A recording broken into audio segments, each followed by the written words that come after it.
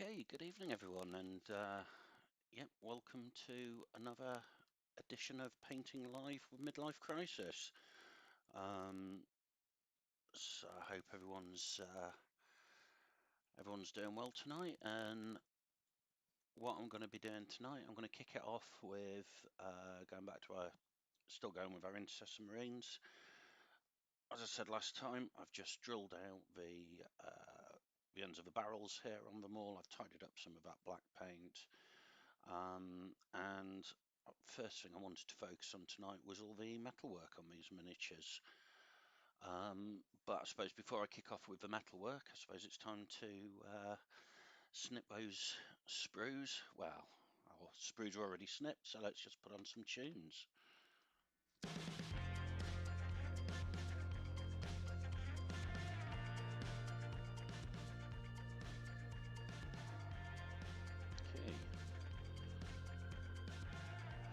So one important thing with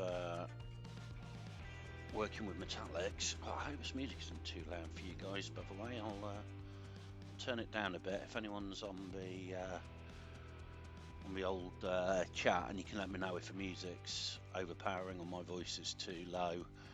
I haven't actually done a sound check yet tonight, so yeah, all running a bit late, a bit crazy, so diving straight into it. Anyway, what I'm going to do, so painting metallics. One of the key things with this is to try to not get the little flecks of aluminium and stuff that's in the paint actually into your other sort of non-metallic colours. So real key to this is to make sure always use clean fresh water with it, and then change your water as soon as you've done your metallics. So I'm going to get out just a drop of that, and I'm going to kick off with using some lead belcher here. Give that a good shake.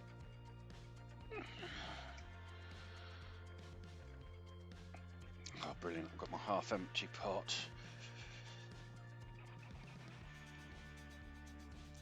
So I've seen these little paint mixers that people have. It's like some weird cushion thing, but you just put the pot on and it vibrates it all for you. They look absolutely wicked. I'd love to get one of those. I haven't got a clue where to get one from though, so if anyone's got any ideas, shout me up in the comments box. Also, if you if you know how to get one, you can drop me up in the comments.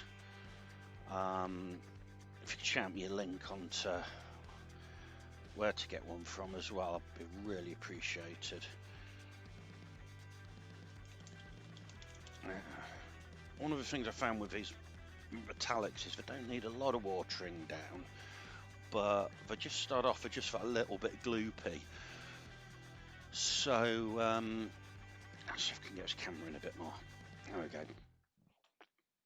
So what I like to do with is just add a little bit of water to them, but one of the problems with them is too much actually causes the paint to start separating, so it's a real sort of balancing act between that little bit of water and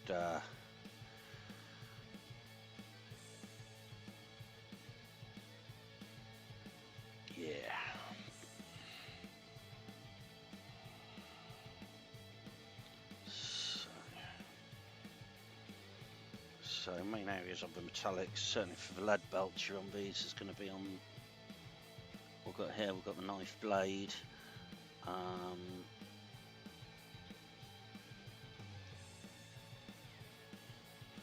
Get that up, and also here on the gun barrels. Now, one thing that I found on these Intercessor Marines, there's this little sort of bit here on the barrel, and it actually makes so much difference if you literally just capture that and put in that little bit of the old lead belcher on it. targeting sensor up at the top here.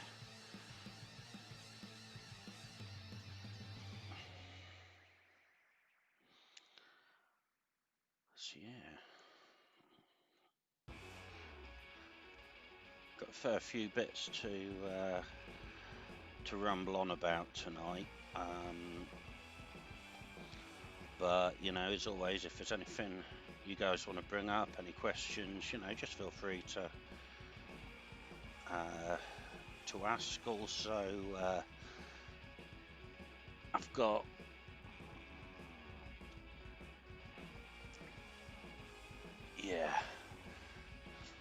sorry, just focusing on that bit there. Yeah, I've also got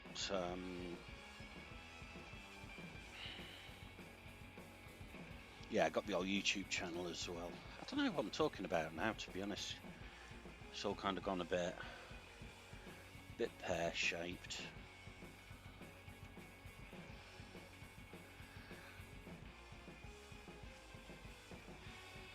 Yeah, no, I know what I was going to say was if any of you guys have got any projects you're working on, you want to share anything. I don't know how I can get you guys to share pictures on this. I don't think I can, but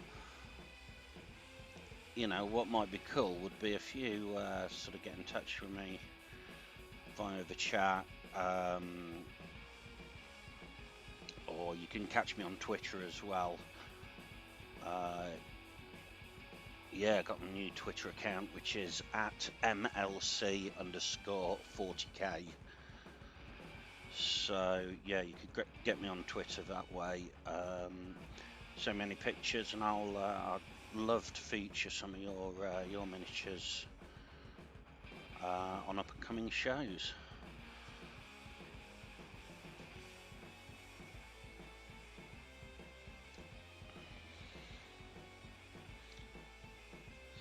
So these sort of heavy canisters have some quite nice looking detail in them, which I'm just really want to try and pick these out a little bit.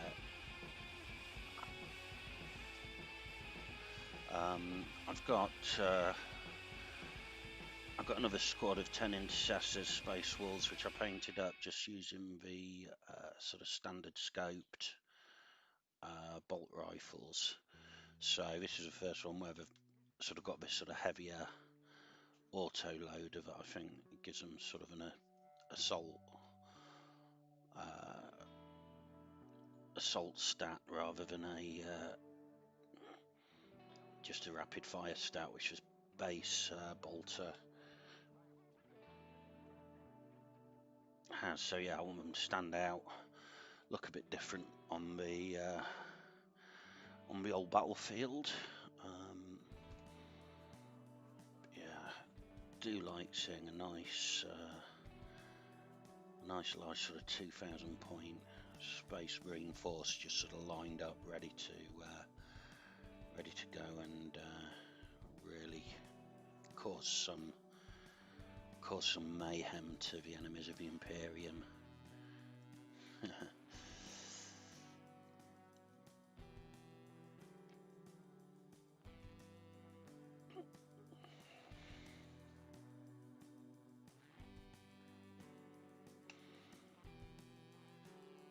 Yeah, feel free guys if you want to sort of join in the chat, say hello. I should be getting a chat in whether you're watching on YouTube or on Twitch. I've had a few issues with Twitch last few weeks. Well, last few weeks, my third broadcast, and both of the previous ones I've had issues, but yeah, I'm hoping that I got everything sort of settled down today. Getting a bit more used to the software, which is always a challenge in this. So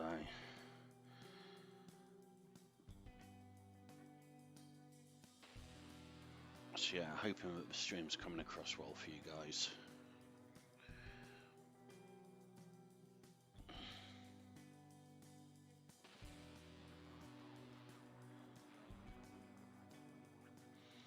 still doing the dual streaming between simultaneous between YouTube and Twitch.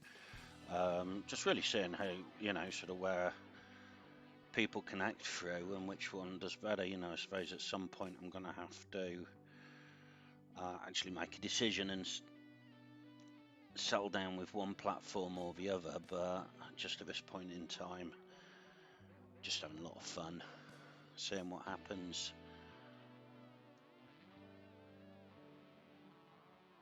Yeah, just doing this really, just for a bit of fun, to be honest with you guys. I'm just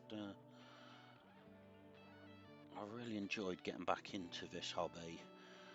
I mean, when I was a kid, it was a real lifeline for me. I had loads of health issues when I was young. Sort of spent a lot of time in and out of hospital, and back then I was sort of Hero Quest, Dungeons and Dragons. Yeah, the old AD&D second edition, showing my age there. But yeah, certainly the miniature, you know, it was great to play games when I could get my mates around and stuff.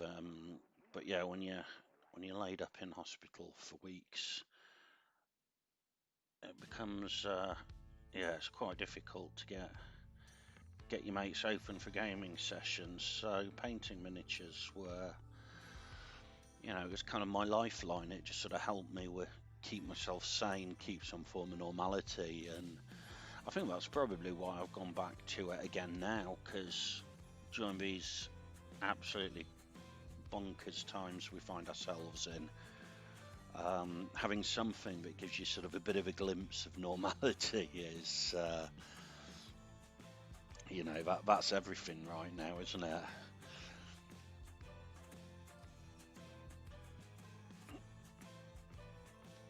So,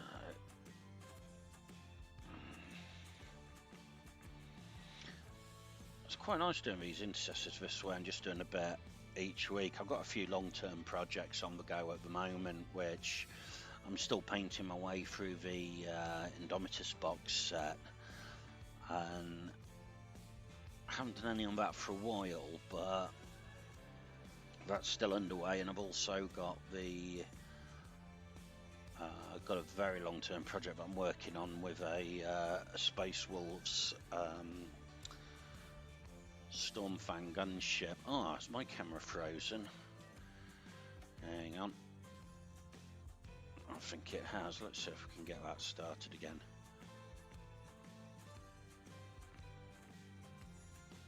That's better.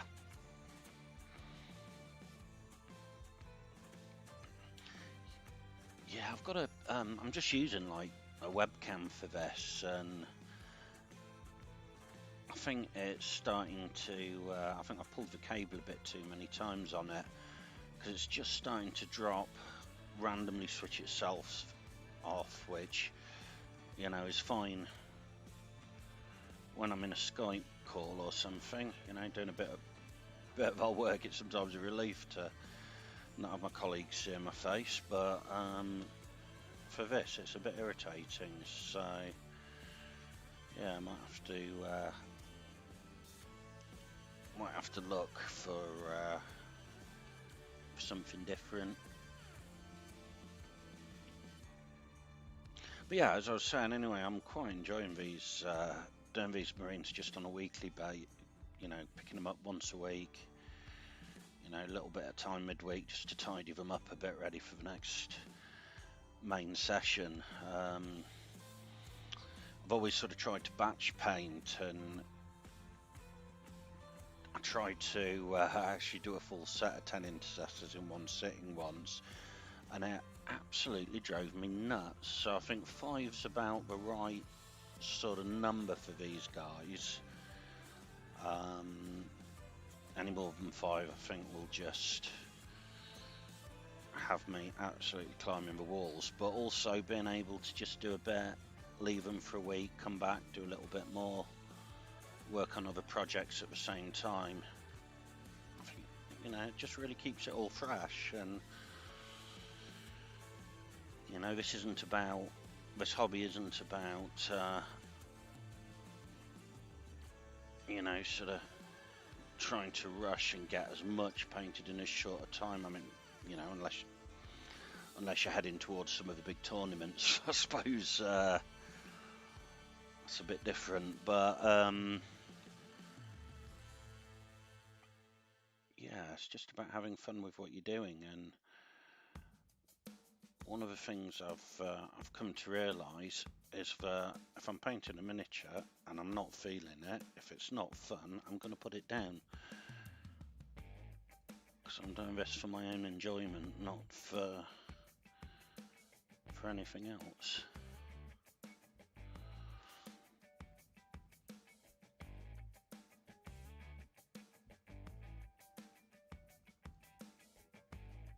So,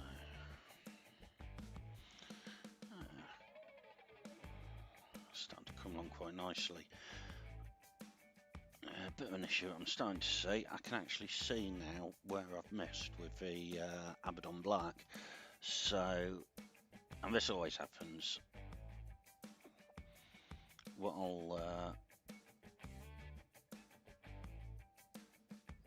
I'll do is go back over and just sort of tidy these up again. Any bits that I missed with that black, really, I want to get that those base coats absolutely solid before we start highlighting them up.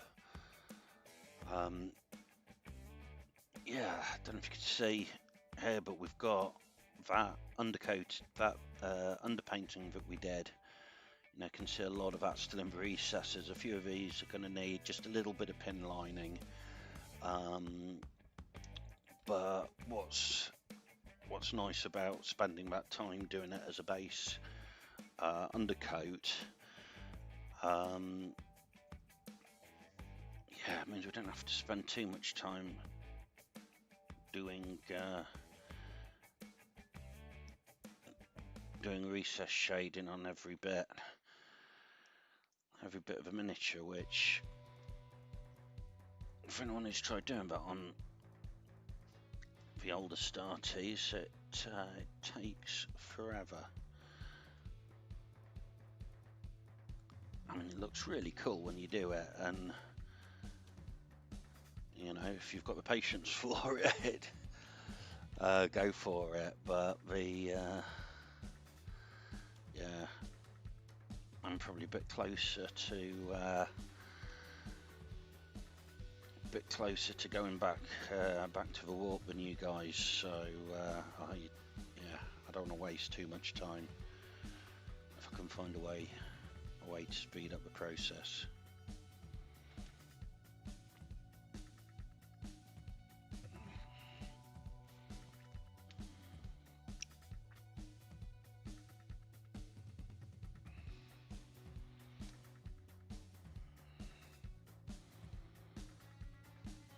Tried to get a few different tunes going tonight as well.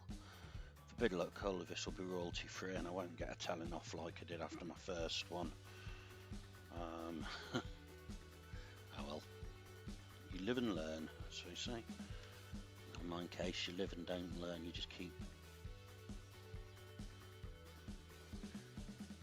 just follow Papa Nurgle and just keep doing the same thing every time.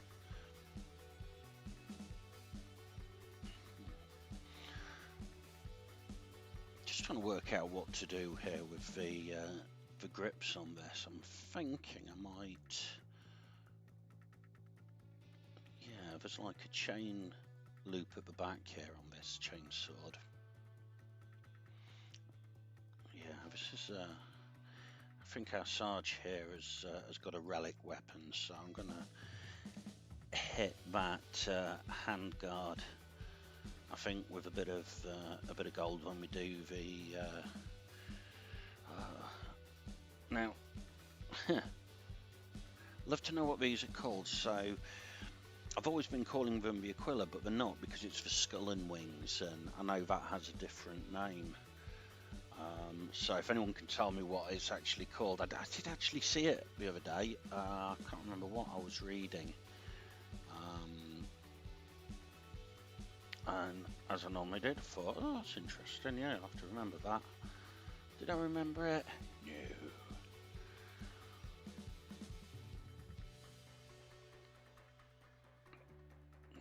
issue I always get with metallics is they tend to dry faster than regular paints. So I'm just gonna give these a good clean out now.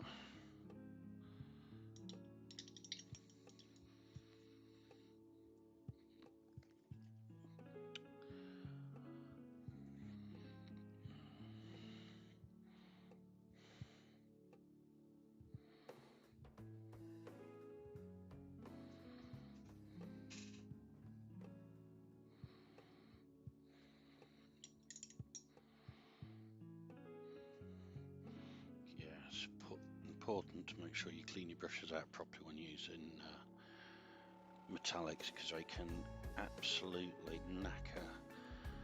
Am I allowed to say knacker? I don't know. They can absolutely ruin a these sort of cheap what do you call them? Yeah, it's not sable hair. It's the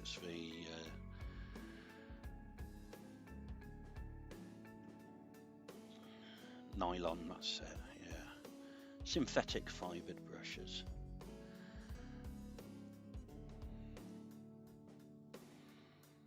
Now, I actually love this bolter here with the underslung grenade launcher.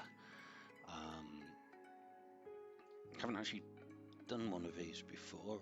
I kept things very simple in my last set of standard Intercessor Marines, with just the basic loadout, but I think I'm going to have the optional grenade launcher on these in this fang pack, and once when I get the second half of it painted up at some point in the future, I think I'll be carrying 2 of these, because I think you can have one bolt grenade launcher for every 5 units models in your unit.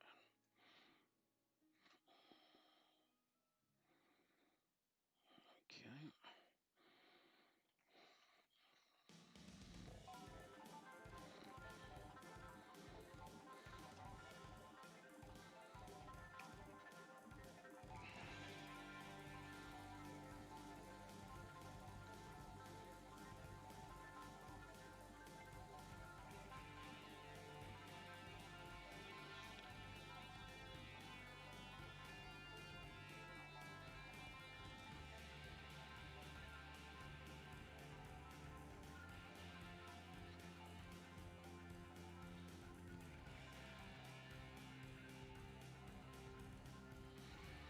A few extra details on this.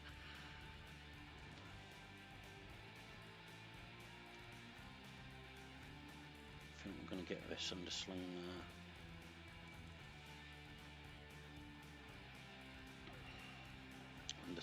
bolt grenade launcher. See more back here where I wish I painted it with more black. So yeah, we're definitely going to have a revisit. Right, my brush tip's splitting now. Goodness knows why it's doing that. That's better. And these grenades on the strap down here, I'm just going to pick out the buckle on the strap and just the tips of these and the back end of these shells. I mean, there's an argument to say that they'd be mag-locked to the strap, but I'm painting Space Wolves here, so we're going to go. These will all be painted up as a nice leather. Risk of sounding odd, I like to see my wolves wrapped in leather. I think that's a very Vikings in space is one description, but always sort of felt they're a little bit, to bring them up to date, they're a bit more like a biker gang. So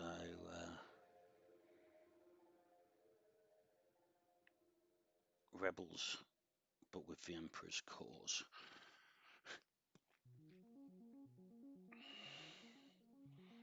There we go, right, let's see what we can get them for the tips of these shells. I'm hoping if I can get all of the metallics done tonight, I can actually move on and start with the shoulder pads, because yeah, there's quite a lot of work needs to go into those.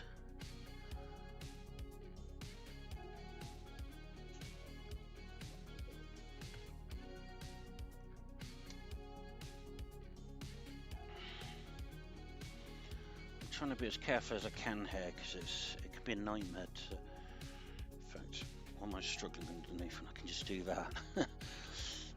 It could be a nightmare to paint over metallics and then actually have a really nice sort of coverage on it, but I'm trying to be as careful as I can, but I'm not going to lose any sleep over it. If it does overspill a little, because when I come down to do the leather on that strap, it'll should be able to get it all together. Right, cool. Definitely starting to look the beeswax now.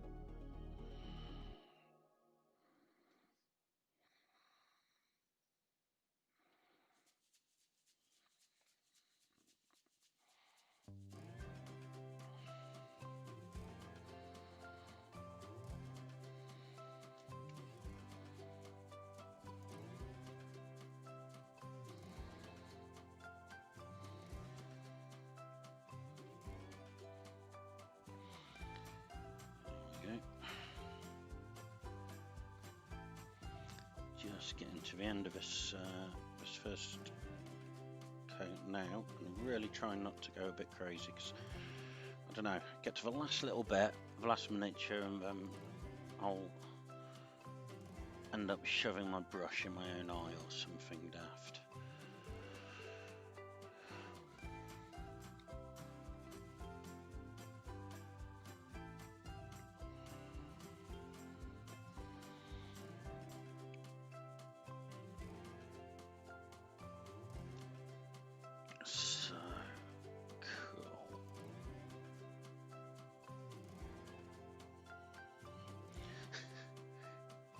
Got to be a way to get through to the back here, right?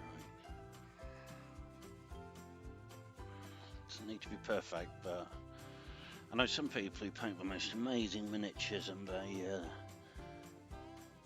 bits they don't bother painting the backs or underneath, because so when you're looking at them, you look at them from the top or from the front, and nobody looks at them from underneath. But I know it's down there.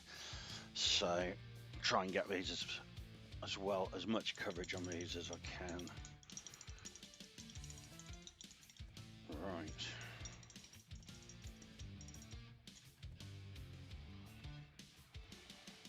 Right, absolutely cooking with these little boys tonight.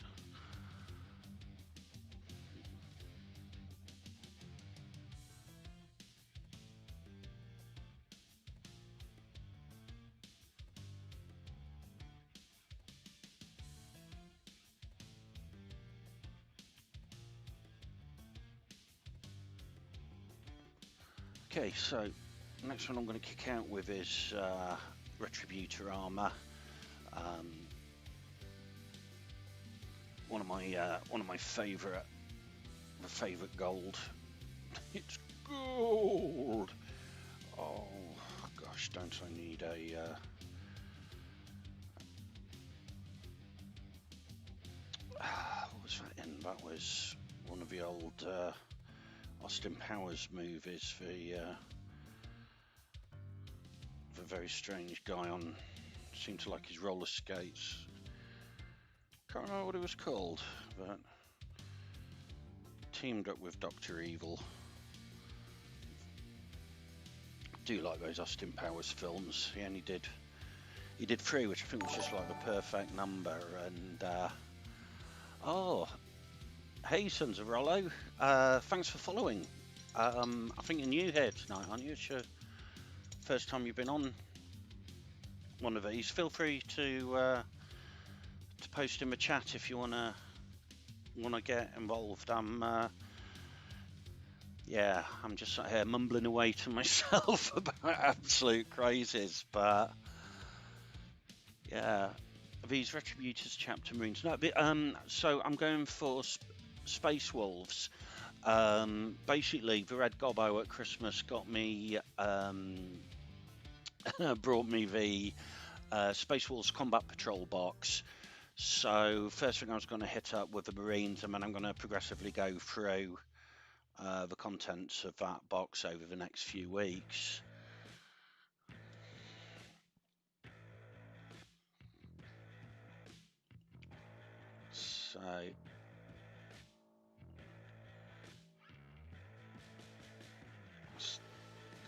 So yeah, I've got a whole set. I'm hoping to get onto the shoulder pads as well, because I've got all the Wolf shoulder pads with the Primaris upgrade sprues. And about yourself, what sort of do you paint Space Marines? What's your sort of chapter of choice?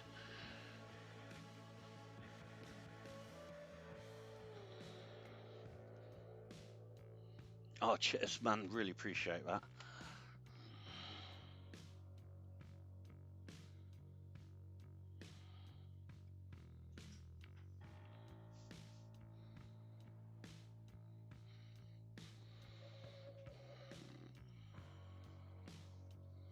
Because how have I managed to get paint all over my hands? Huh.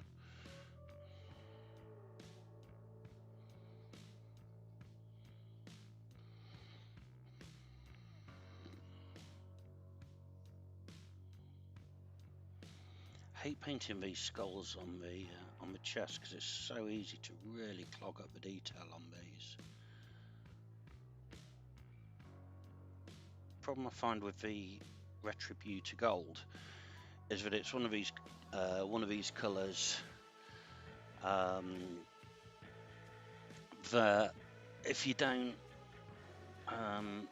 if you water it down too much, it tends to split out and you tend to get a lot of sort of random red pigment in it.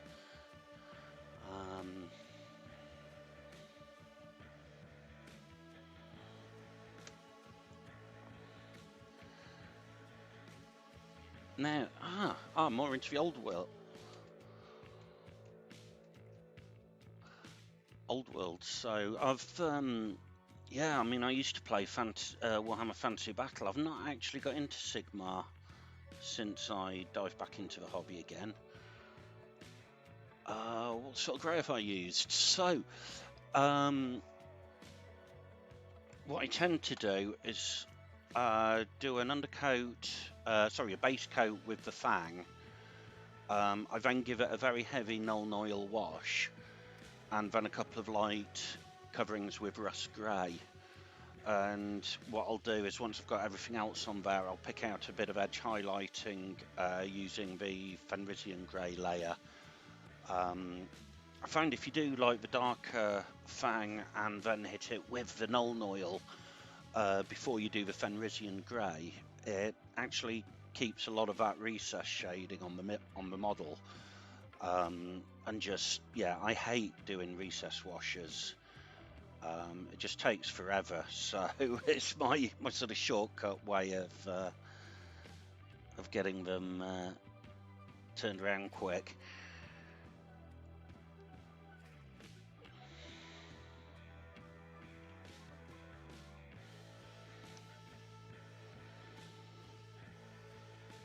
Right.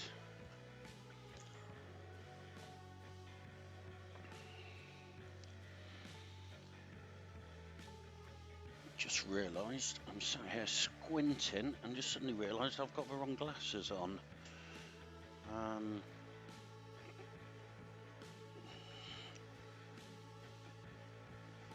Need my close-up glasses. Oh well.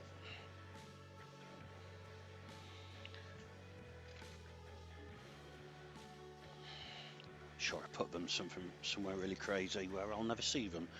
Oh well.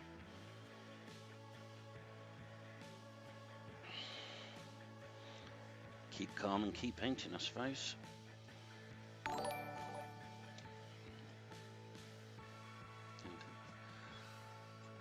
Thank you.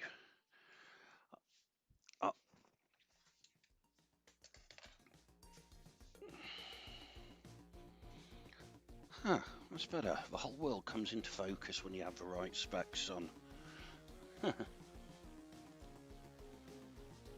So yeah, old world. Yeah, I mean my painting was I took a what I think is approximately 20-year gap from 40k, so, and from minis in general. So I sort of stopped really being involved in the hobby when I think it was 4th edition 40k was just released.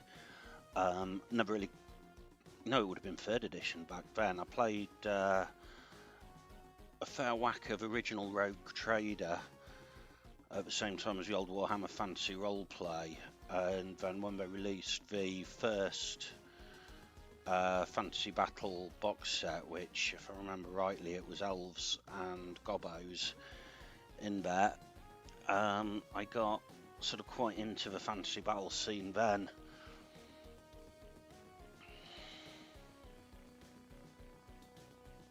But yeah, I was looking over some of the Age of Sigmar stuff, and it was like, what? No high elves? What's all this all about?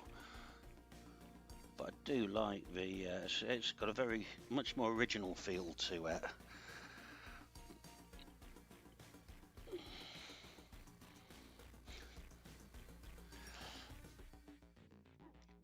Got those spearmen. Oh yeah, yeah, those things are absolute. Right, wrecked it, trod on it. Oops.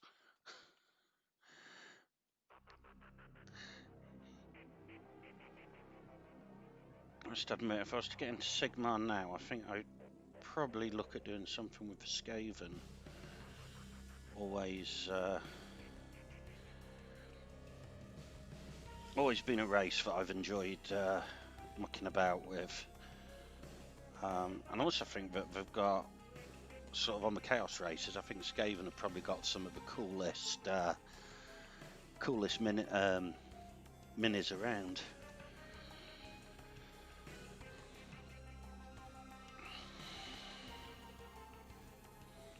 So, but yeah, interested to know what what a few people on now. So, you know, what chapters are you guys painting? Do you do Marines? Are you onto one of the Traitor Legions or one of the Xenos races?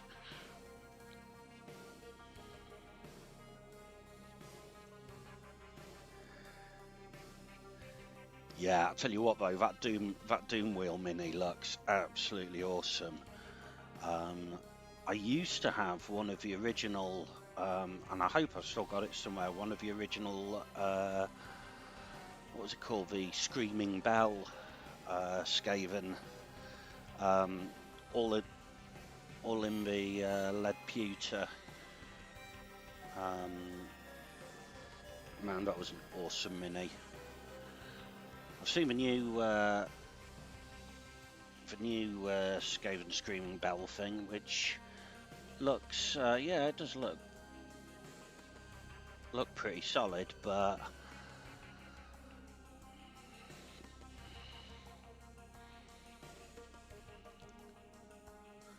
yeah, definitely.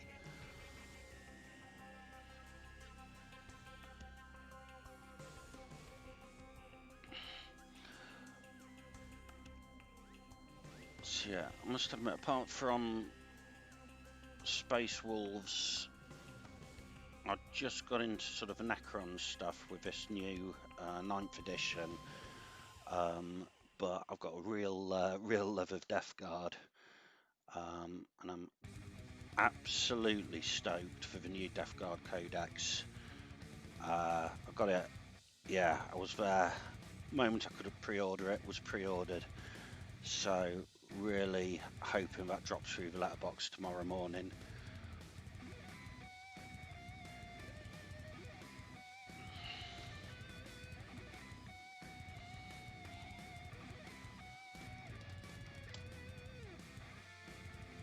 Really like the new codexes as well.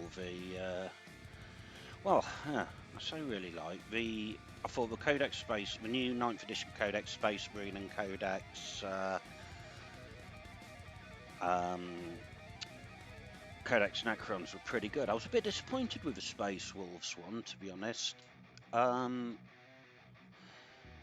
You know, there was no real sort of Wolf Priest. You know, a little bit of battle liturgies for for the Wolf Priests, but nothing really about Rune Priests, or apart from the Sons of Morakai, Sons of Morakai? Yeah, anyway, however it's pronounced. Apart from those guys, there was nothing really that I saw in there that was particularly new or looked particularly inspiring, which was a bit of a shame, but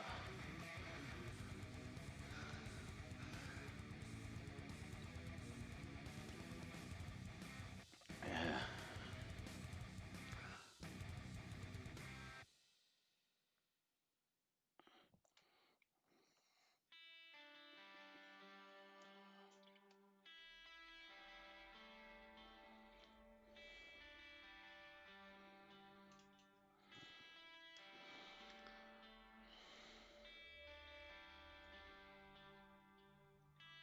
So if I'm being a bit quiet on here, it's just trying to focus, get this cleaned up a bit.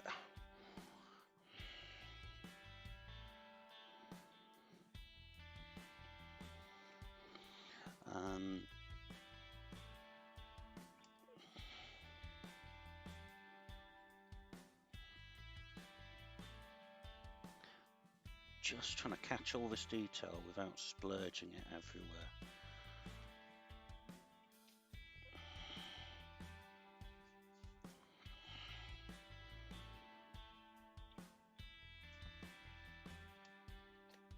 Okay, right, looking nice.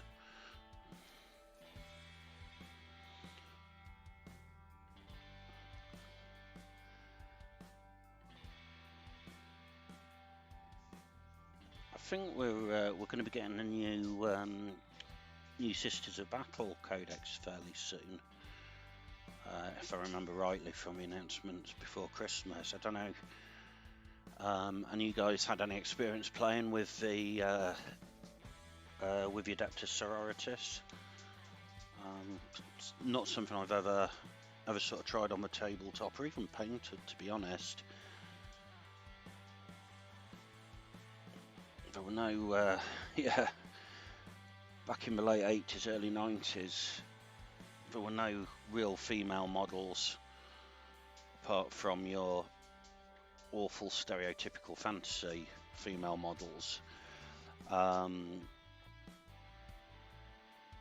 to be perfectly honest, it was a very male-dominated hobby back then. I think the main reason a lot of us played it was because we couldn't get girlfriends, but I know the world has moved on since I was a wee nipper.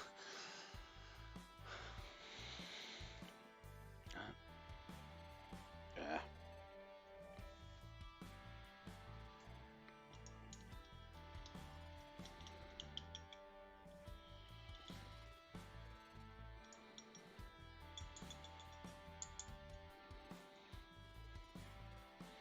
as I was saying earlier, you can actually see all the aluminium flakes in here now. Don't know if that's coming across on the camera or not, but absolute nightmare. So, if you just bear with me a minute, I'm just going to go and get a fresh pot of water. And then I'm going to break into those shoulder pads, I think.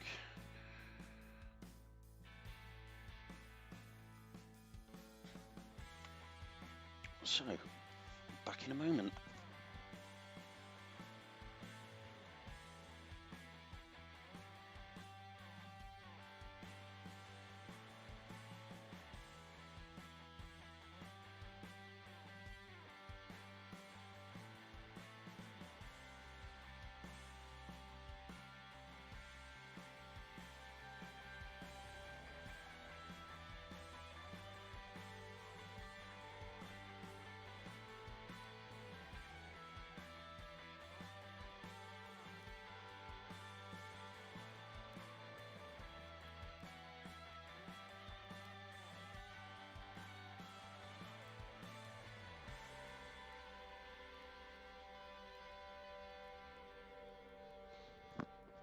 Right, back, sorry about that.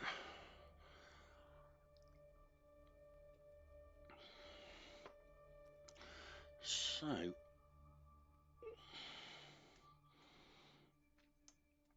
that went a lot faster than I was expecting it to.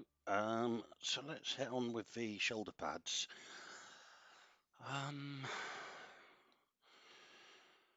Where shall we start? I think so. Yeah, I'm afraid I'm a bit old school with my styling on my Space Marines. So these guys are going to be well, all of my Space Wolves are in the what do you call it?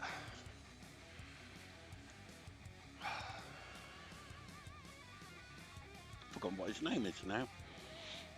Anyway, the yellow and black on the on the shoulder pads.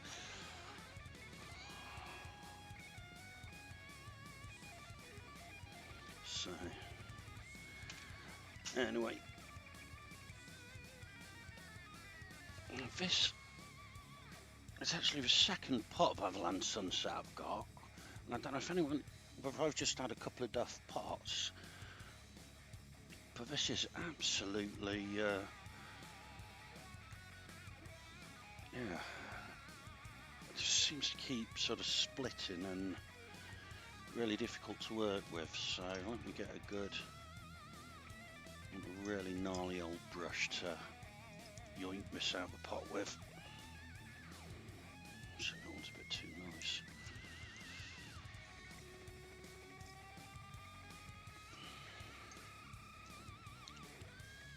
Yeah, never actually throw any old brushes away. I tend to, yeah, if I reach a point where they're no good for painting anymore, then I'll use them for this kind of thing, for getting the paint out or dry brushing or whatever. There's even when a brush has lost its point, there's no such thing as a pointless brush. Oh dear. Even that's not wanting to play nice tonight. Let's grab a little trowel. Yeah.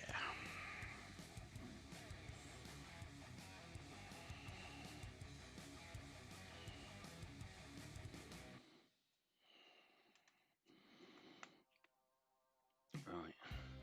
Actually tempted to drop a bit of lana medium into this. I'll see if I can get it going with water first, but yeah, it is sort of rehydrating.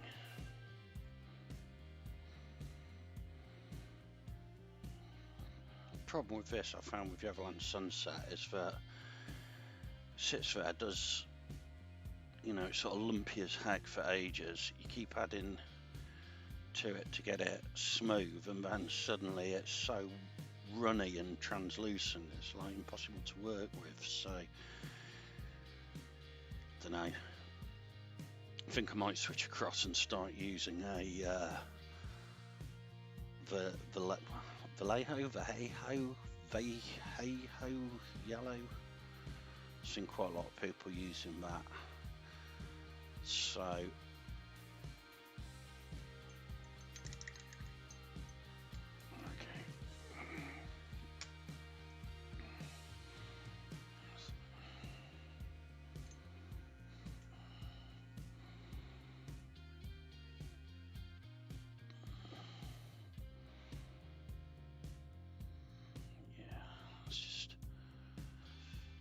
what's happening with this brush tonight? Right, let's swap you out. All the brushes are gone.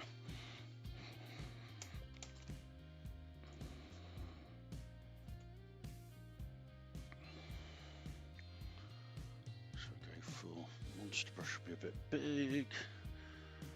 Let's try this one.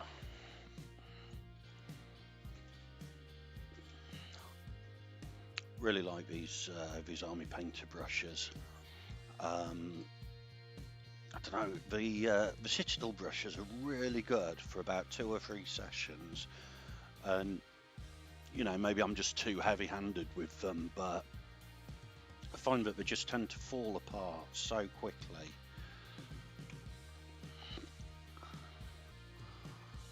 There we go.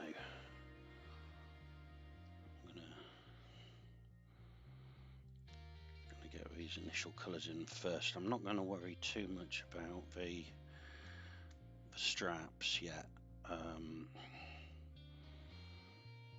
on all the little what do you call them, little sort of relics and stuff that are on these pauldrons.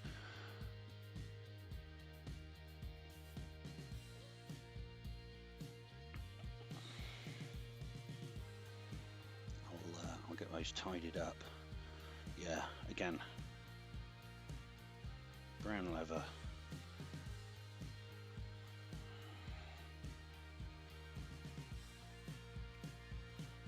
Don't know if any of you guys read the books from the Black Library, but I'm just coming to the end of Burning a Prospero at the moment, so we're working my way through the Horus Heresy series. And actually, I was expecting a Thousand Suns book, but it was much more a look into the 30th, the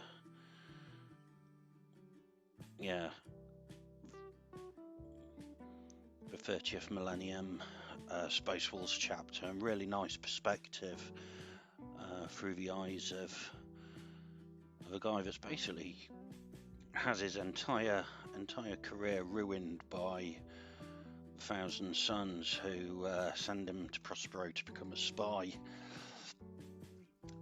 which backfires completely as the Space Wolves take him in, fix him up, completely physically enhance him. Too old, obviously, he was way too old to go through the Rubicon and become a full-blown Space Marine, but they did as much as they could, including reversing a lot of the aging he'd gone through. And yeah, really interesting insight into the Legion, the 6th Legion.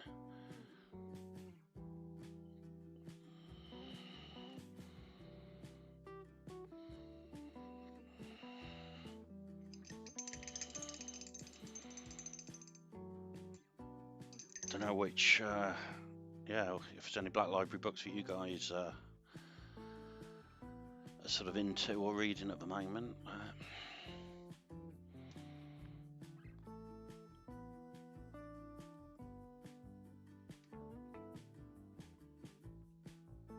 Saw the next book in the Dawn of Fire series is due out towards the end of this month, so I did enjoy enjoy reading the first one in that. And I know quite a lot of people were sort of saying that it was a little bit generic and stuff, but I mean, it was the first sort of 40k novel I'd actually read at that point. It was what I'd just read Guy Hurley's Indomitus. Was it Guy Hurley, Gav Thorpe, whoever it was who's done Indomitus? So I read that, and the first Reign of Fire book. Which, yeah, it's quite nice seeing the sort of a Primarch, Roberta Gilliman, how you pronounce it.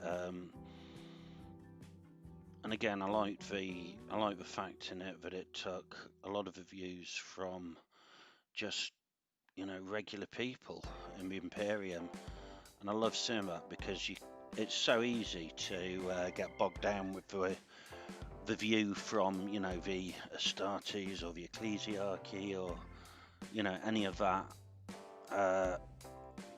sort of good stuff.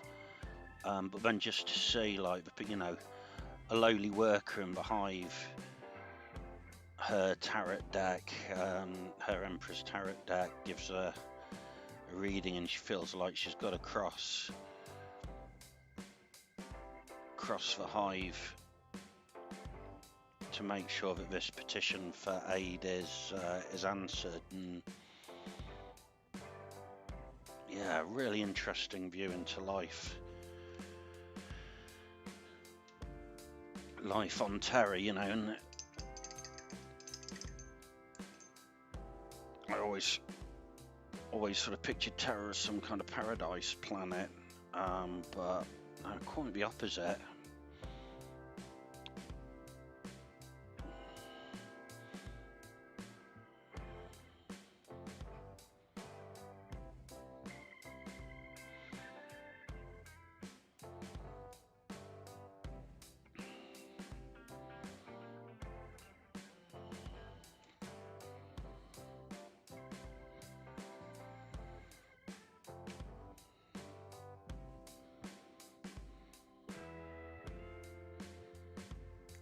Stuff's so damn gloopy.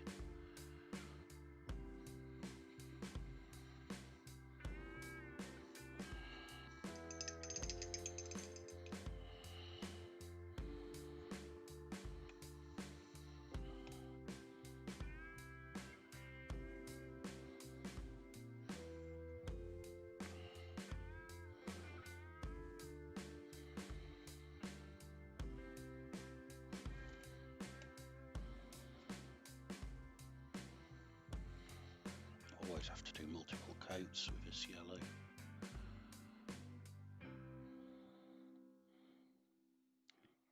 So I can't work out whether I've just got a bad batch or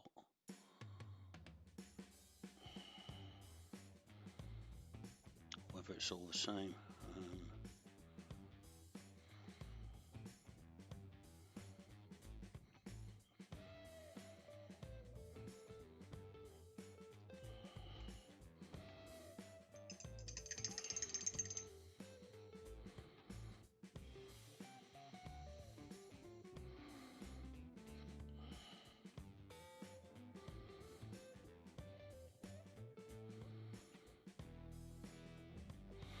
Yeah, just out of interest, any of you guys use wet palettes at all? Because I keep sort of toying with the idea of giving one a go, but just wondered if you guys use them, or whether it's something that these mystical painters on YouTube have got some sort of magic formula to working with them. Love to hear your comments on the old wet palette front.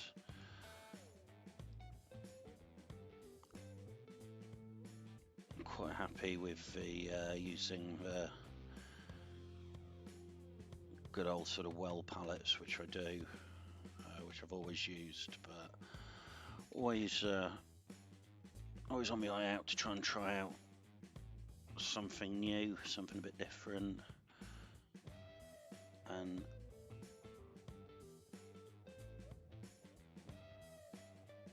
just to try and sort of pick up new skills, new painting techniques is always a fun thing to do.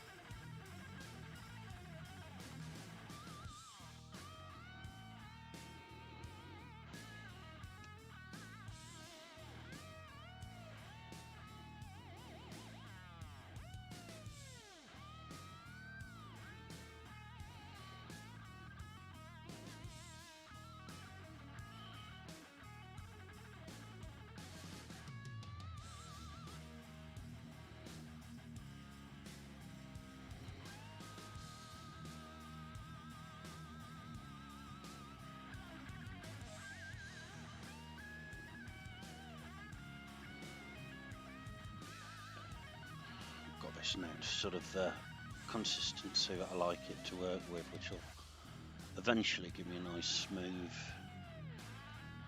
finish, but it's going to take 2 or 3 coats to actually get that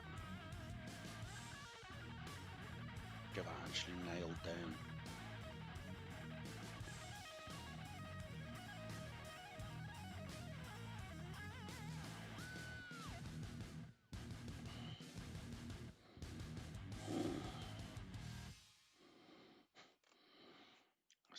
I'm not concentrating properly now. I'm starting to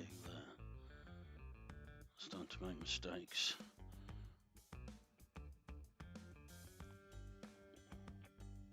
Which, if that's the case, I might move on from yellow a little bit. How many more? I've only got one more after this, so I may as well get these ones finished up, and then we'll move on to the other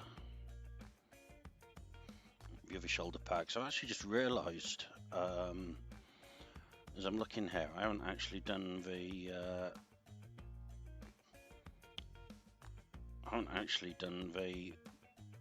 power packs yet for the bag. So I'm not quite sure how I missed those, but maybe that's something for next week.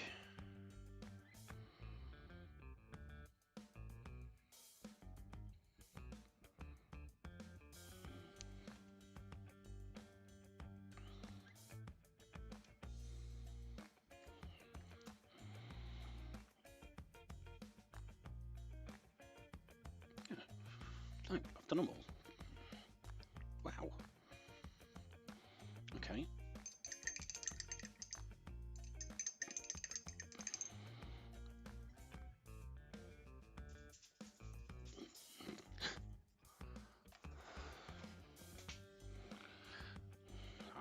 I don't know if you could hear that knocking there. I've got my dog sat down behind me. He loves to just curl up behind me when I'm painting, and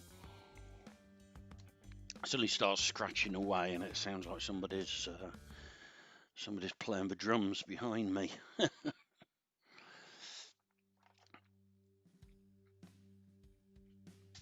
Right, so I'm going to hit these up now with some Mephiston Red for the other shoulder pad. I'm not going to use that brush. I want, where's it gone?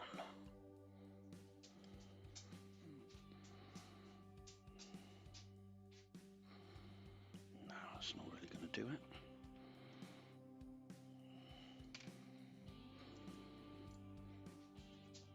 Let's do that big brush from earlier. There we go.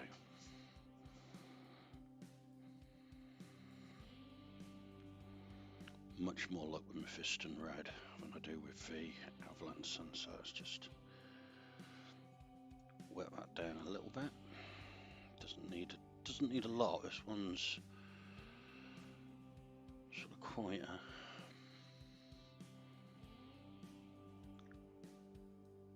bit of a better pot there. There we go.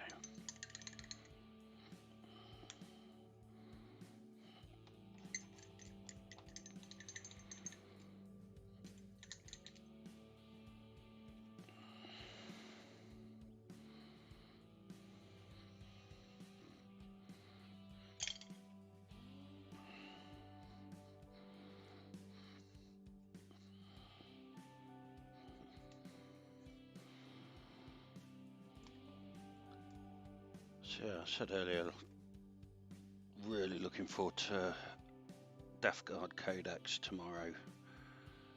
That better be with my postie first thing tomorrow morning, because I'm absolutely itching to get my hands on that.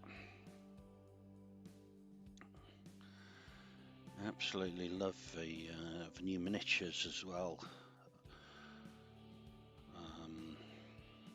Well, I say new miniatures. I know the 3-unit command pack thing that they've done. The ones previously in the Dark Imperium box set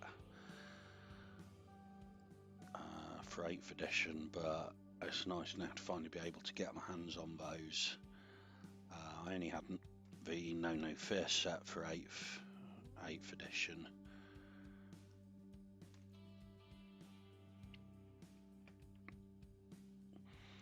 So yes, that looks good. But then that new what's he called? The new sort of plague, blight, king, whatever. he looks pretty epic, I must admit. I'm thinking about grabbing one of those just to have a bit of fun. Quite looking forward to building up a Death Guard, decent sized Death Guard force as well. Definitely one of the traitor legions that seems to not only have a huge amount of history to them, but have pretty well kept their identity and beliefs intact right away from the Great Crusade and from the original heresy 10,000 years previous. Man, that's a long time to hold a grudge, isn't it? 10,000 years. I think I'd have given up, yeah, the Long War, as they call it.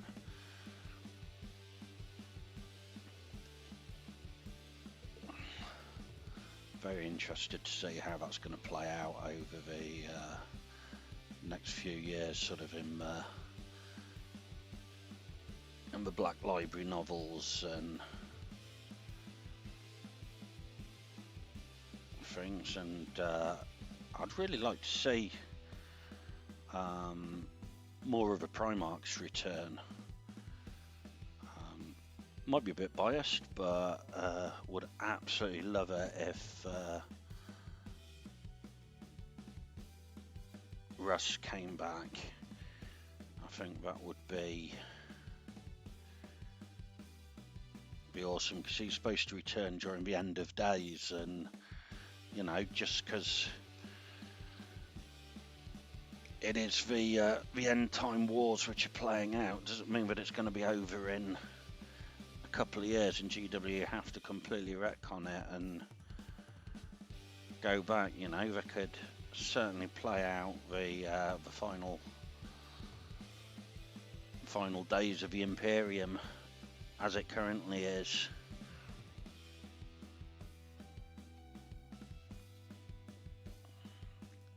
Yeah, over the next 30 years. But, man, I can't believe 40k must be close to 35 years old now. What was it? Was it 87 when it came out? The original Road Trader.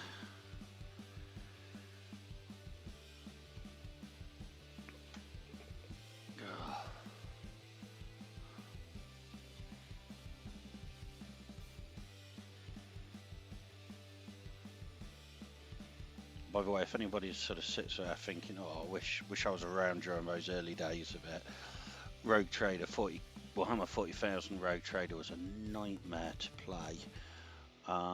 It was half RPG, sort of in the way of Warhammer Fantasy Roleplay was, which with some sort of skirmish combat, but you had the most insane rules in there for things like vehicle turning arcs, and it wasn't just in 40k, it was also in things like in the epic Space Marine and the original Adeptus Titanicus, you know, and I just remember having to do mad geometry calculations. You know, your Land Raider wants to turn 90 degrees. Well, you have to work out how far the outside track needs to travel and factor that in as part of your movement to actually be able to turn. Completely bonkers.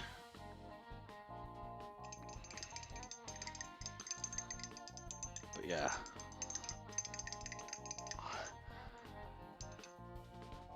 I think I do like the 9th edition. I know, you know, it's a lot simpler than I was used to playing when I was a kid, but at the same time, it's got enough depth, and you know, I do see people sort of complaining, but it's maybe too complicated. There's too much going on. I actually think it plays pretty well.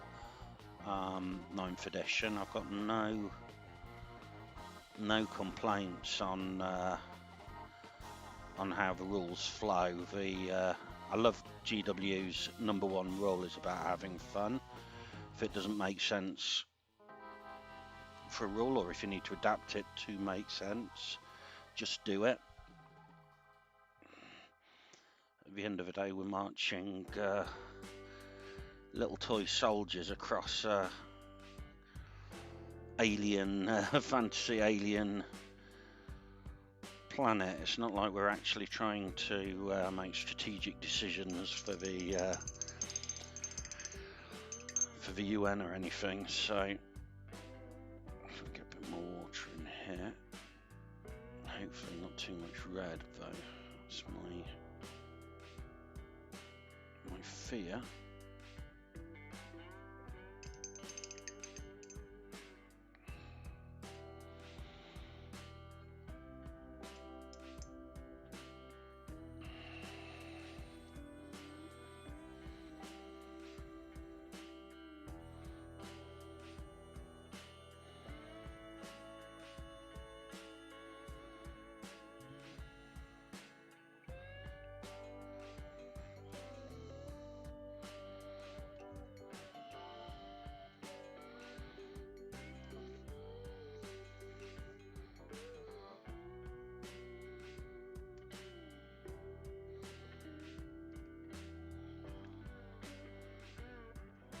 Trying to work out whether that the lead belcher and gold that I painted earlier is going to have dried enough to be able to put a wash over it yet. My usual mess up, and what I tend to do is just don't give the paint enough time to fully dry, and start trying to put on next layers before, or second coats, and it just ends up sticking and pulling up, and really rather than building up a nice smooth coat, gives you this horrible sort of gunky mess. Yeah, we're getting there.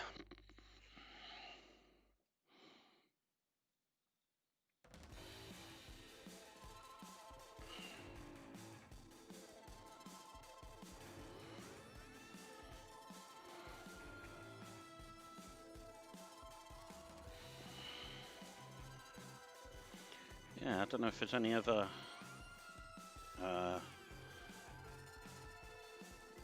releases that are coming soon in 40k that you guys are looking forward to. I think I've rambled on rambled on enough about the Death Guard tonight. So just let me know what you're most looking forward to. Which unit, which race, codex you're most looking forward to for 9th edition.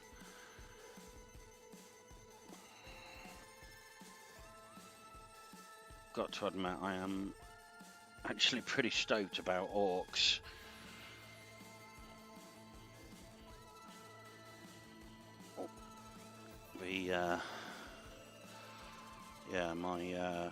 My better half actually has quite a substantial orc army in progress at the moment, and cannot wait for that codex to drop.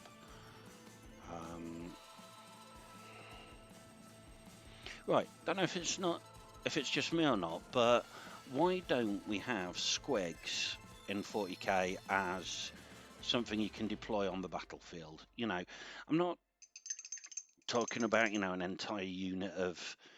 Well, yeah, I am actually. Squig herders on the battlefield. You've got your squig cannons, and there's to actually fire the damn things and use them as munition. But we don't need sort of squig riders like you've got in Sigmar, but would be nice to have squigs on the battlefield as a unit, or even just as a random event. Why not have say squigs on the battlefield as a hazard for both sides? Move them around using scatter dice, perhaps. Something that I've been sort of mulling over. If you can have them bouncing around the battlefield using scatter dice, simply attacking whatever they come near, whether it be friend or foe. Just these little rampaging bundles of teeth. I think it'd just be a lot of fun myself. But yeah, let me know what you guys think. Should we have squigs in 40k able to be a bit more involved in what we're doing?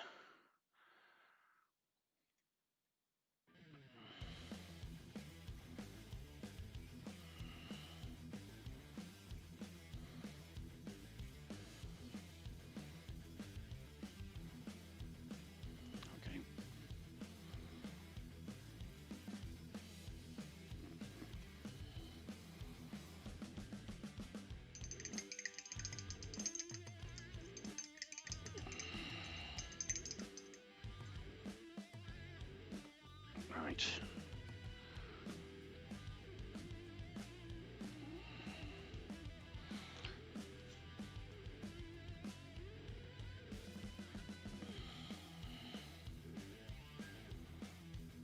Let's get a second coat of this on,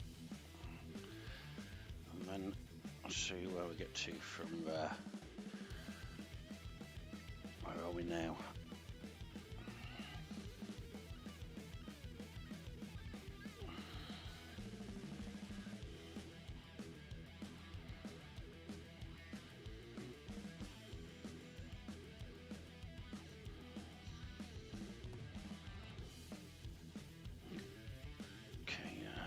As I said earlier as well in the thing, I've now got a Twitter account. Mainly I'm just staying involved with the hashtag hobby streak, just to really keep me sort of keep myself going and just to feel encouraged. If you don't know the hashtag hobby streak, it's basically see how many days you can spend sort of continuously doing something with the Warhammer, or not even Warhammer, just for general mini hobby, with whether it's painting, whether it's playing, and just tweet it and see how you get on. So yeah, so I'm on there. You can get me on. You can find me at MLC_40k. And yeah, I'd really like to see your works as well. So it's a good way on that.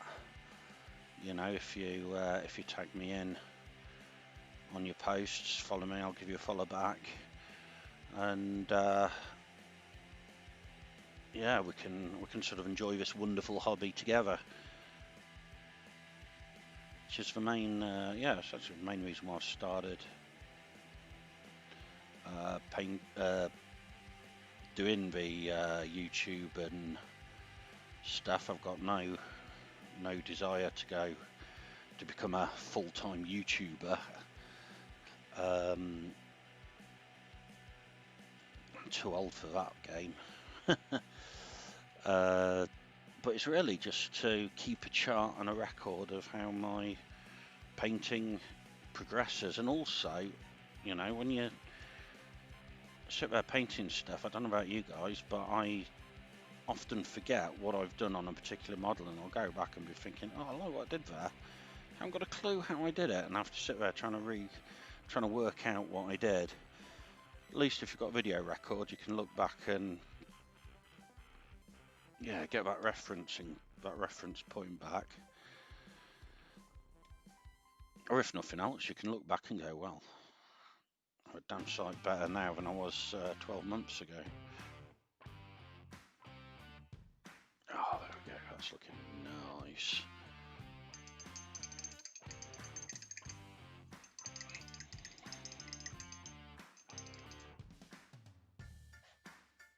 Yeah, like I said, these boys are in, you know, they're Intercessor Marines. They're in a fang pack. So red and black on the shoulder pauldrons. Actually, I just saw that one there. We've got a little quilla down here, so I'm just gonna hopefully just got enough of this gold still.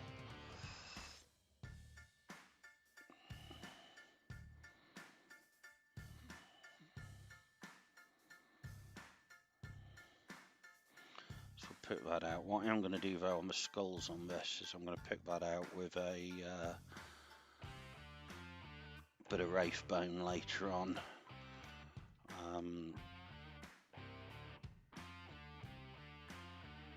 I mean, it's nice having sort of stylized skulls and having them in gold and stuff, but these are Astartes, you know, that's some Xenos skull that they've picked up on some Chaos World somewhere that the guys decided to stick to his shoulder.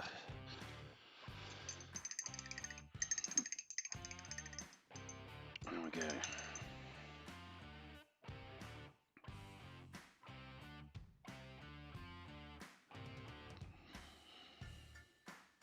So yeah, something else I'm going to do with these guys is actually mark out on my knees. What I'm going to do is mark out on each of these. I'm actually going to put the pack markings, so as well as having it on the shoulder. In fact, I can never remember how that's meant to be. Let me grab the codex and see. In fact, I should have it on my phone somewhere. Let's see what we should be doing for our pack markings.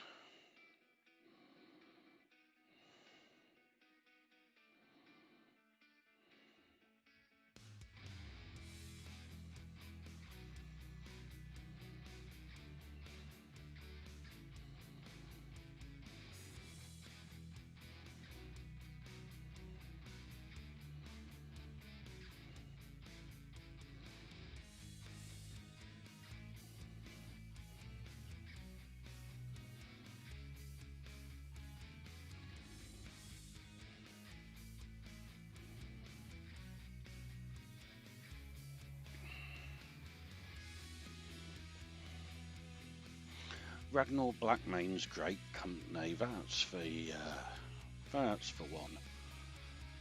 Gosh, I can't believe it took me so long to remember what what great company I was going to use. Right, it doesn't have it on the app. That's typical.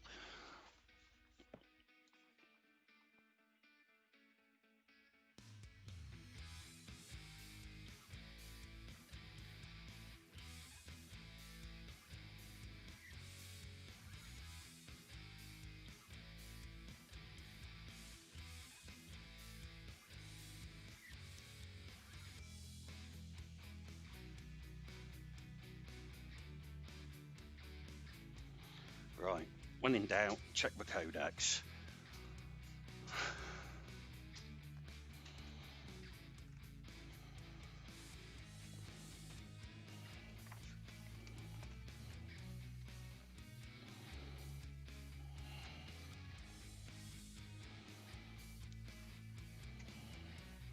Oh, come on, right, none of these have got knees painted at all. Huh. Okay, I haven't quite made my mind up yet what I want to do with that, so I'm going to leave those for now.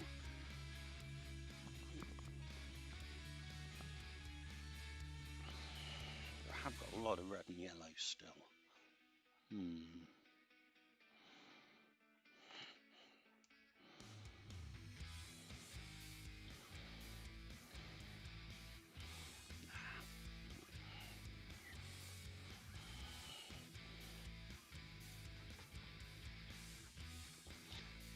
I'll tell you what we're going to do. Let's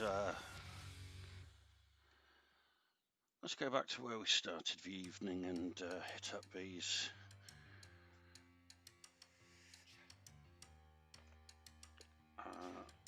Do some washes on the gold. I think we're about ready for that. So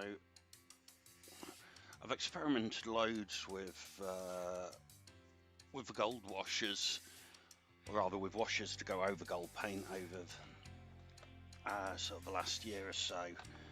And what I quite like is to actually use Agrax Surf Shade, and I'm going to mix that down with a little bit of medium. Let's use a reasonable size brush for this, I think. There we go.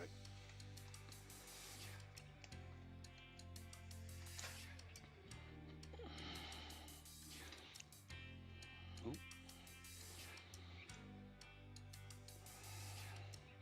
Sorry about that. Better than it was last week with a tripod sat on the desk right in front of me, but I've just got this for my little boom arm thing now to strap my camera to, and yeah, I wondered how long it was going to be before I hit it. In fact, maybe we can make that a feature of every stream. Yeah, we can see how long it takes me to knock the camera over, spill a pot of paint, or yeah, stab myself in the eye with the brush. So I'm just going to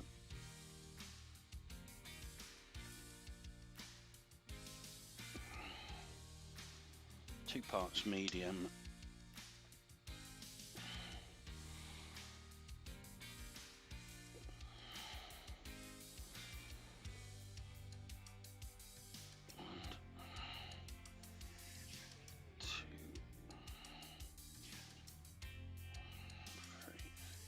two parts medium, 4 parts shade.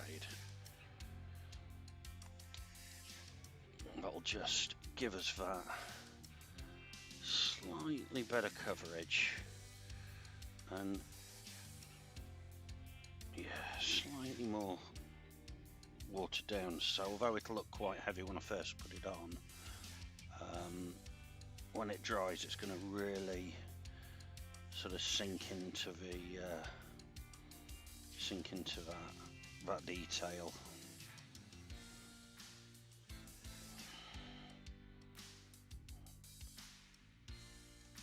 Again, not trying to get this everywhere, just wanting to really get that in.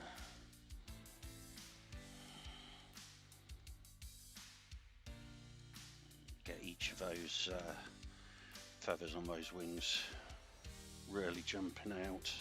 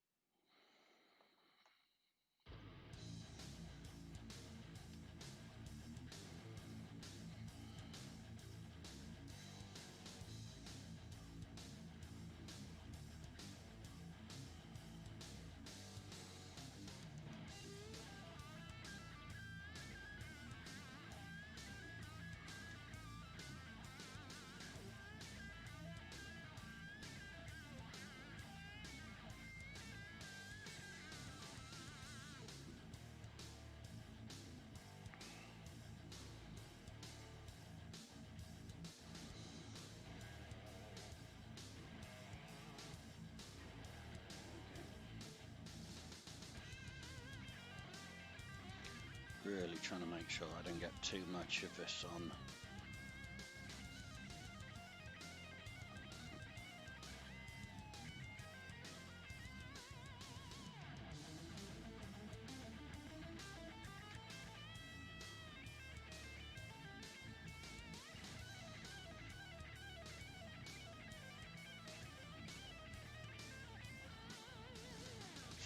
I didn't hit up the little Hell's Angel skull on the side here.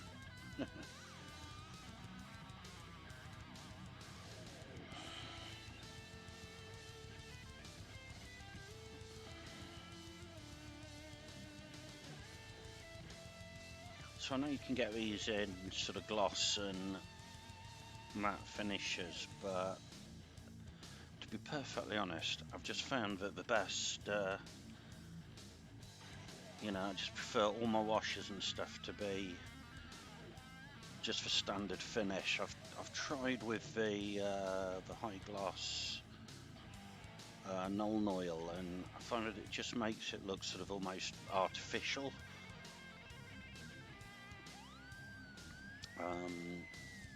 So yeah, I just prefer to stick and just try really to keep them all in together. You know, if you're using true metallics, like with those little flecks of paint in there, they are going to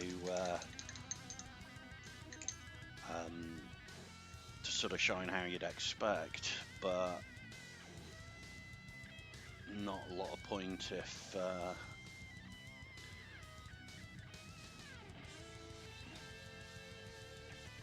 yeah, if you're using non-metallics, maybe I can see the gloss would work to sort of simulate it. Right, I'm gonna head up now, I think, with some Nuln Oil. I'm gonna do, yeah, I'm gonna just start off by doing a general wash across the all the lead belcher bits on the bolters that I did earlier, and then I might actually start hitting on the pin lining, doing that sort of recess wash again, just where the undercoat has sort of gone on a little bit too thick and covered over the original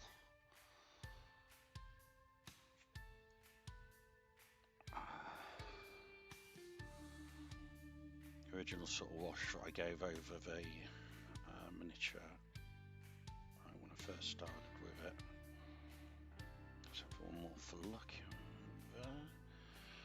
There we go.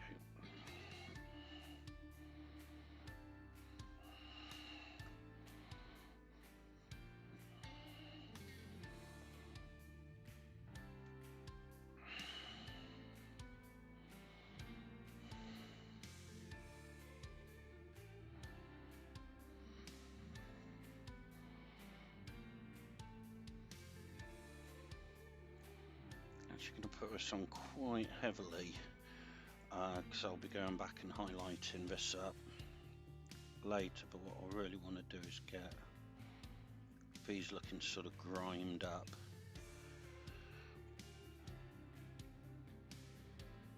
And it's sort of more to like age the metal on here even than just to pull out the detail, you know. I just want this stuff to look really sort of nice and grungy and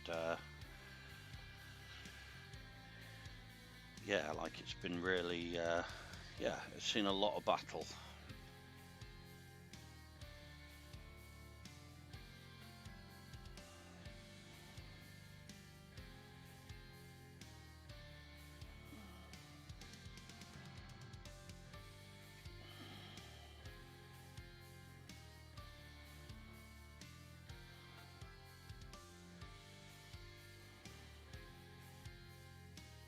That's nice, I was just starting to pull it all together now.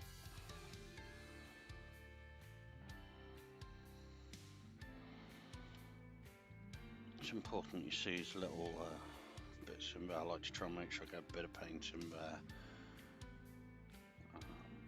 So I've drilled out these barrels don't have to go in far, just a mil or two, but it really does make a difference on the finished model.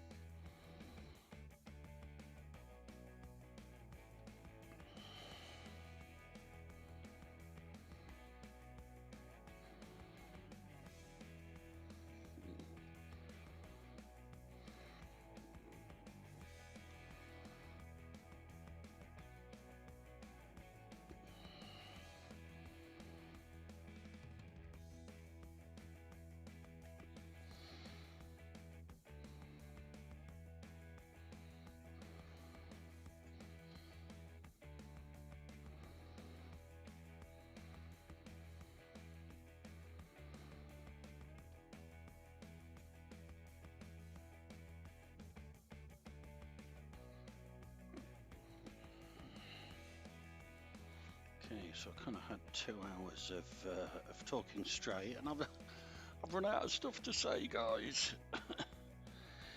Still on, find me some questions. If anyone's still sort of listening in there, I'd love to, yeah, just answer anything and everything.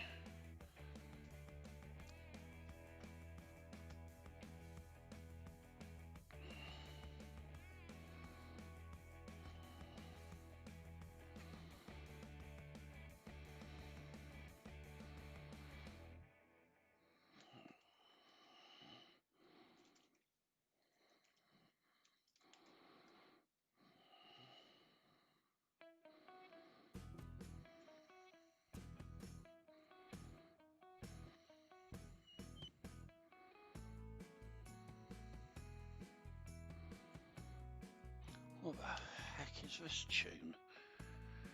Seem to have ended up with some,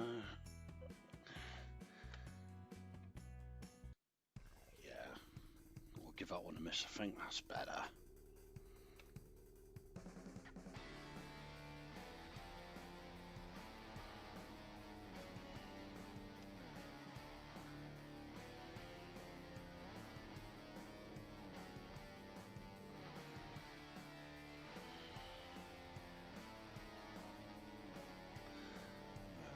Starting to see all that detail, making sure that wash is pulling into the detail.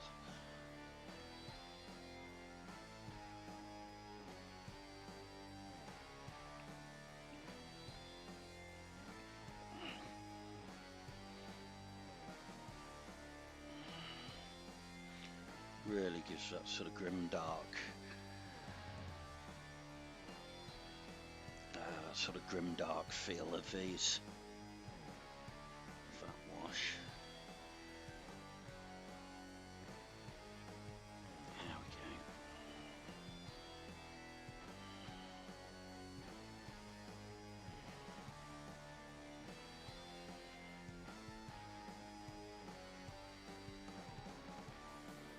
go.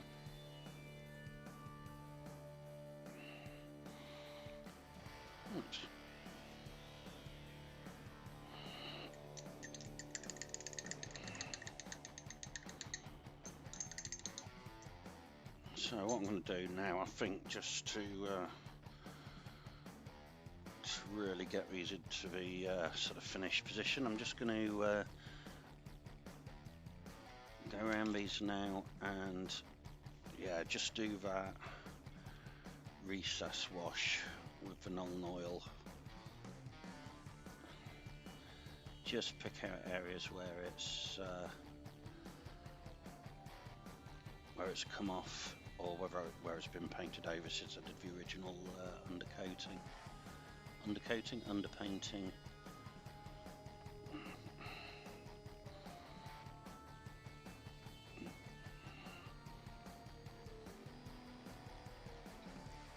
What's really hard with this stuff is to try and get enough on your brush to load it up, but not so much that goes up into the joints of the brush. And okay.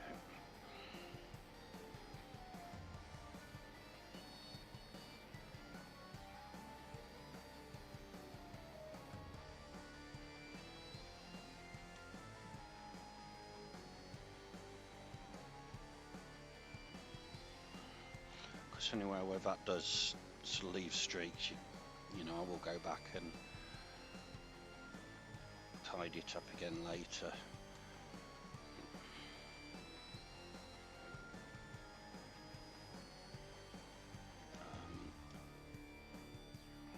But of course what we have got to look forward to is an absolute stack of edge highlighting.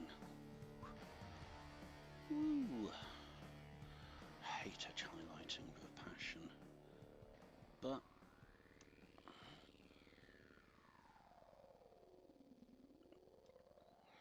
it needs to be done, and unfortunately if I don't, I will definitely find myself regretting it. It's like my sort of awful OCD. Must edge highlight, hate edge highlighting, but must do it.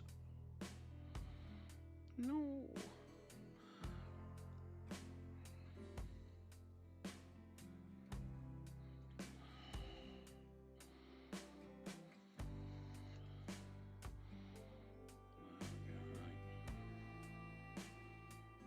I'm just trying to pull out all these little bits of detailing on the armour, because there's some really cool bits on here. I mean, when I was painting as a teenager, this would all just be so gunked up with paint you wouldn't see any of the detail left. So these days I just like to sort of take my time and make sure that I get my miniatures, really got that nice sort of crisp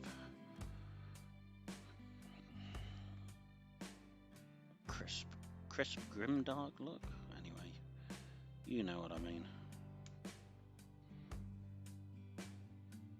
Yeah, I want my detail to really pop for me.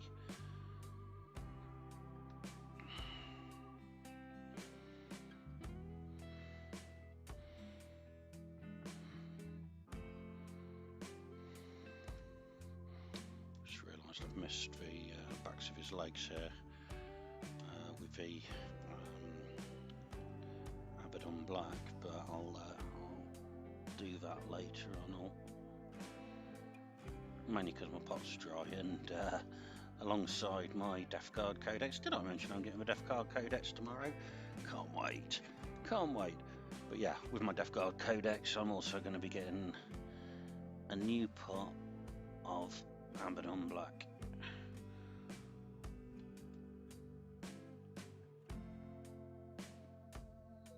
Yeah, I've been eking this pot out for so long now, I really know what it means to scrape the bottom of the barrel, quite literally. There we go.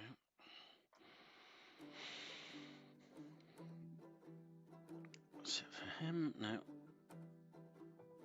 I make the same mistake every time with these Marines, and that's, I think to myself, you know what, I'm just going to paint up a unit, battle ready, get its base colours in place, you know, good enough.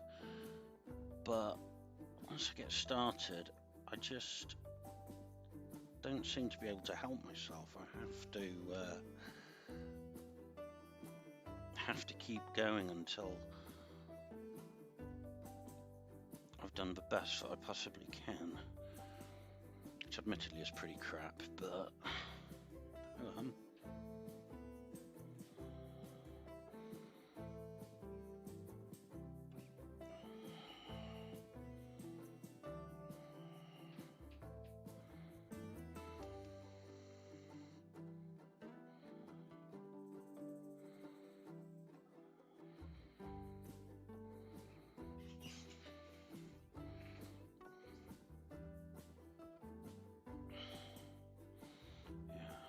pretty pleased with our this model that's going to be my sergeant. For this little pack, he's yeah, I like the way his detailing's starting to come out. Need to pick a name for this dude as well. We'll see what name he needs when we move on to doing the heads.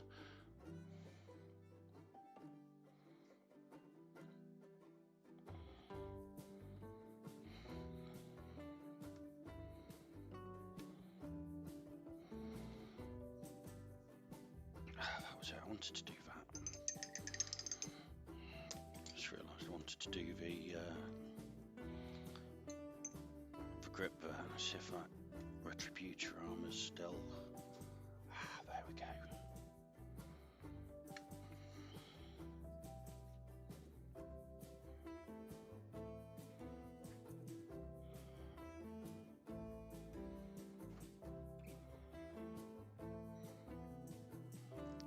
I do really try and go with the less is more approach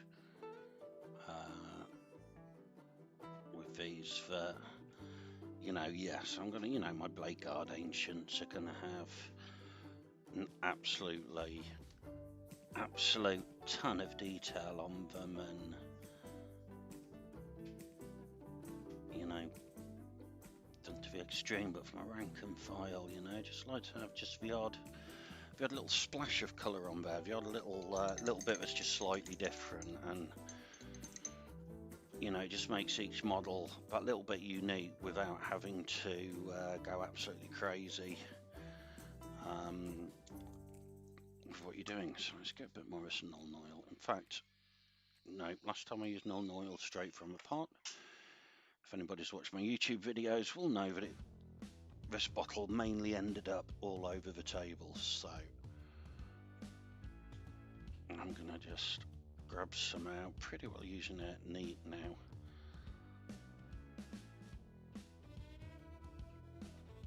Got a little bit of medium still in there, but that's fine.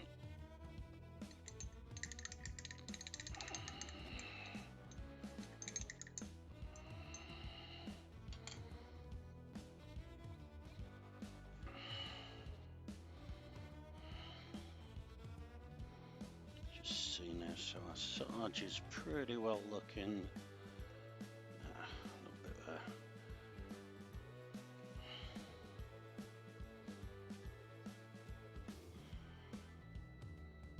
That's what I mean about when you start looking, you just suddenly find stuff you didn't even realise, little bits of detail you didn't even know was there. Suddenly start leaping out at you. There we go.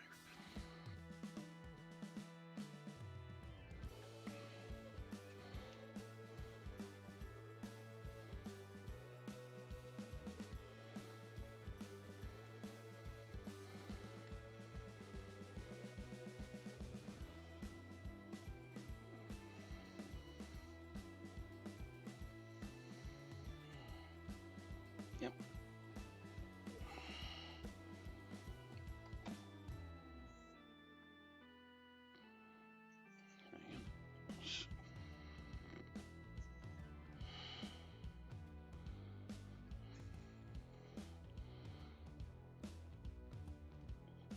So, starting to come towards the end of tonight's stream. So, guys, just want to say thanks to for sticking around, hanging out with me on a Friday. Well, Friday night here in the UK. Don't know where you guys are all from, but yeah, I really do appreciate it. The conversation, the tunes, and just sharing this wonderful hobby. And you guys being very kind to my very shoddy painting, which I really do appreciate. So yeah, if you guys want to check me out. Search for Midlife Crisis on YouTube, obviously on Twitch. Sign up, follow me on the old Twitter feeds as MLC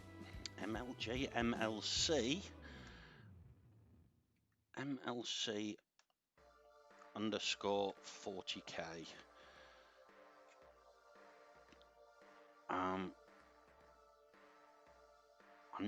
I haven't got sort of paid sponsorship or any kind of Patreon or anything. But if you guys do want to support me and you're in the UK, I've got some links to Element Games in the About section of my profile. If you use that link, it'll give me just a little bit of a kickback, which will go to keep me in paints and minis, which I'd really appreciate. And also supporting Element Games, who are a fantastic independent store here in the UK, and they often give quite good discounts compared to the main GW prices. To be honest, GW is still an independent organisation, really, so support local, shop local, support your local hobby store. But if you need to buy online, please think about supporting Element Games.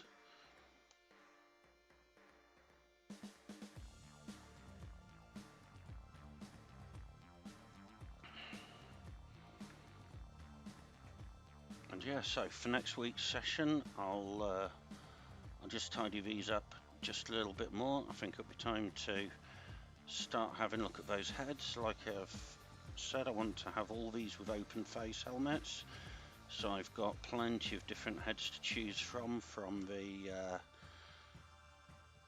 upgrade sprues, also on the also I've got some other Space Wolf heads from other miniatures as well, so yeah.